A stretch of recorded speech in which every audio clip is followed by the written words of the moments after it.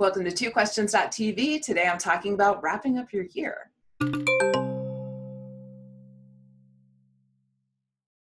Welcome to TwoQuestions.tv. I'm Susan Baroncini-Moe. As we come to the close of a year and we head into a new year, now is a great time to start thinking about wrapping up the year and planning for next year. So today I wanted to talk with you about how to do that. With my executive coaching clients, I like to go back through my notes for the year. I take copious notes as we meet. And in many cases, I use assessment tools. So we have some metrics and we can see where we've seen improvement. A lot of times it's hard for individuals to really see improvement in themselves. And having an outside source and some actual metrics to refer back to can be extremely useful. You might forget what you did before or what you were concerned about or what challenged you at the end of last year. And so having a coach who can remind you and show you where you've improved can be really invaluable. And those metrics can also be invaluable.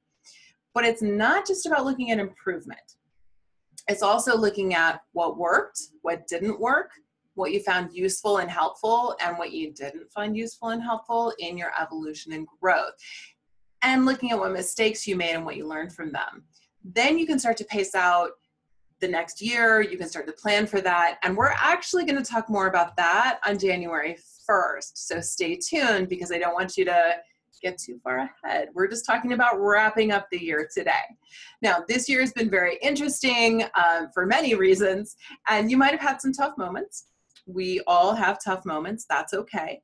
It's important to celebrate the wins. So be sure and celebrate the wins of the year and learn from the losses. So a lot of times we set a benchmark. We say, I want to get here, okay?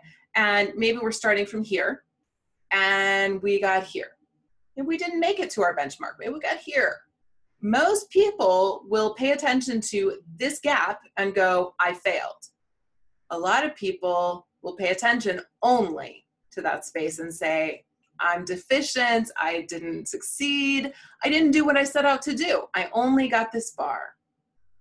In reality, it's useful if you can pay attention to how far you did get. So you started here.